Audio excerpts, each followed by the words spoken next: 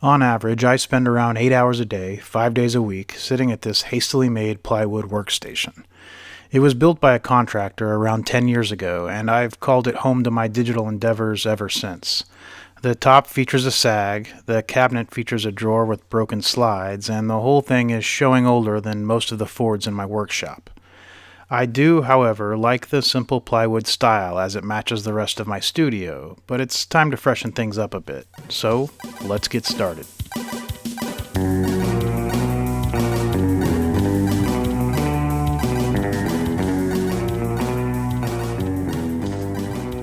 I struggled with the design phase for quite a while until I realized that change for change's sake isn't all that crafty.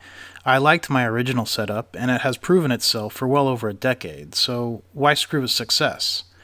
Instead, I've decided to make small functional changes rather than wholesale.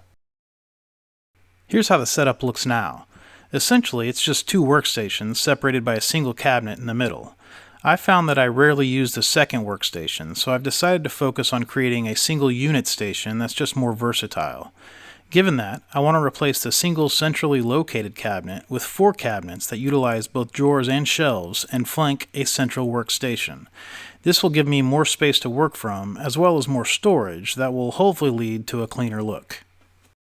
I started by prepping the BFMFT for breaking down sheet goods. Essentially, I just lay down a sheet of foam insulation and then use parallel guides on the track saw to keep consistency in all the rip cuts that I'd need for the base cabinets. Once done, I could then set up the fence on the workbench and quickly get to making all of my crosscuts using flip stops for all repetition. The size of the BFMFT makes this a very efficient process. In fact, I went from 2 full sheets of 4x8 Baltic birch to accurately cut base cabinet parts within about 30 minutes or so without turning on my table saw at all. All that was left to do afterwards was the machine work, pocket holes and dominoes. So I have this internal struggle or issue or problem, and that is I often reference dominoes off the wrong surface, or I put a pocket hole on the wrong side of the panel. And one of the ways I've learned to deal with this is to make a storyboard. And this is the storyboard for this project. So I have a blue P any place I want to put a pocket hole, and a red D any place I want to put a domino.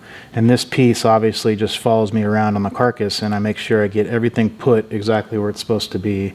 This is a panel. I'll also show you what I do for the stringers. So this is a stringer, and this is the edge of the stringer that's facing outward. And I have 2 different storyboards, each with the reference edge clearly marked. And so I have one for each side, and now I know exactly where my pocket holes and dominoes will go, and it's consistent throughout the build, so if I need parts interchangeability or anything like that, it works out for me. So this isn't at all necessary, it's just I'm an idiot and I need a guide. Here's an example of this little jig in use. I simply clamp down the part, use the jig to mark the domino or pocket hole placement, do the machine work, and move on. It just keeps everything on the straight and narrow in my head. Next, I drilled adjustable shelving holes on the cabinet sides that called for them in my plans, and then I machined dados into the parts to accept half-inch Baltic birch backs. I did this with the table saw, so it was messy, but it went really quickly.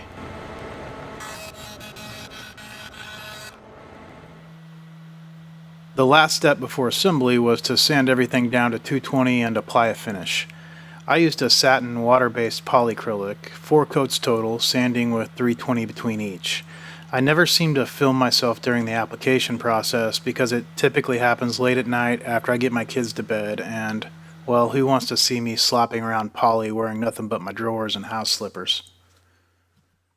Regardless, the cabinets were ready for assembly, and the glue-up of all 4 cabinets went smoothly. Before I squared them up with half-inch backs, however, I needed to start considering wire management. Each of the cabinets in the desk will house various devices, so each needs both power and data cables ran through them. I don't, however, want these cables to be easily visible, so I need pass-through holes in strategic locations. Using my plans, I just figured where each cabinet needed those holes and got busy machining them. Afterwards, I could then install the backs using pocket holes. And now that the cabinets themselves were done, I could start thinking about drawers. 3 of the 4 cabinets will have some combination of drawers and shelves, but the only 2 I needed to consider initially were the 2 inboard cabinets. It's in these that I'm hiding power strips, network switches, excess cable, and things like that. To hide all of this, I simply built my drawers shallower than the cabinets were deep, giving me about 6 inches of dead space behind the drawers. Plenty of space to hide power strips and routers and the like. Also, while I'm at it, I've had a lot of questions about how I build my drawers, and the answer is as simple as possible. I first cut my sides and backs. I then run a 1/2 inch dado about a 1/4 inch from the bottom edge of these parts to accept the bottoms. And finally, I use dominoes, pocket screws, and glue to join it all together. The end result isn't some crazy strong drawer box capable of holding hundreds of pounds, but I haven't had one fail on me yet, and I can build them pretty quickly and without using too much brain power. With the cabinets done, I could move on to removing the old desk and start installing the new. The later was built in a way that made removal without tearing up the drywall near impossible. I tried cutting it out rather than pulling, but still managed to create plenty of damage, so after some drywall and paint work, I had a clean slate to start from. The first step was to install the rear support for the cabinets. I used construction material that I squared up on my joiner and table saw. It's attached to every stud it crosses with a pair of 1/4 inch lag bolts, using shims to make sure it was level and true. For the front of the cabinets, I had ordered European-style cabinet levelers, but they were back-ordered, so I decided to just make my own. I started with some laminated birch I had in the scrap bin. After cutting them to size, I pre-drilled 2 holes in each piece and pounded in some 3/8 inch T-nuts.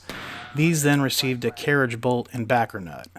I wanted the cabinets to have a floating look to them, so I attached the front supports about 6 inches back from the cabinet fronts using pocket screws. Then I moved the first cabinet into place and used carriage bolts to get it perfectly leveled. With that done, I could move on to the next cabinet and get it clamped tightly to the first. So to tie my cabinets together, I get them really tightly clamped, and then I use these GRK trim head screws. They're just long enough to where they won't go through the other side, and they have a tiny little head on them, so you can't really see them once they're installed. And on this cabinet, it doesn't really matter because drawers are going here, so I'll go in through this side, and this side will have shelves. I don't want to see anything here, so it works out pretty well, and it ties them together surprisingly tight. I installed the other bank of cabinets in the same way, and then moved on to squaring the fronts of each bank to each other using shims. I then drove GRK cabinet screws through the backs of the cabinets and into the studs behind. The final step was to cut the shims flush in preparation of receiving the desktop. Scene 1, take 1. The desktop. Yeah. Tune in next time to watch me build the thing and then move the 300-pound slab from my workshop into the studio with my 13-year-old daughter acting as a spotter. Until then.